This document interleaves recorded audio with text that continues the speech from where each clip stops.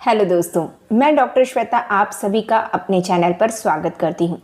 दोस्तों, बारिश का सीज़न स्टार्ट हो गया है। तो बारिश की सीज़न में बहुत ही ज़्यादा कॉमनली अफेक्ट करता है सर्दी, बुखार और खांसी। सर्दी में अगर आपको नोज़ में इरिटेशन हो रहा है या फिर सर्दी से आपके कान में दर्द हो रहा है, ठंडी हवा में जाने से और गले में खराश हो रहा है, सूखी खांसी आ रही है और आपको सफोकेशन फीलिंग हो रहा है, ब्रीदिंग में प्रॉब्लम हो रहा है, फीवरिश फीलिंग हो रहा है, तो ये सारी सिम्टम्स अगर आपके अंदर है तो आपको एकोनाइट 202 drops directly on tongue 4 times a day लेना है। जब तक आपके ये सिम्टम्स नहीं जाते हैं तब तक आपको ये मेडिसिन चालू रखना है।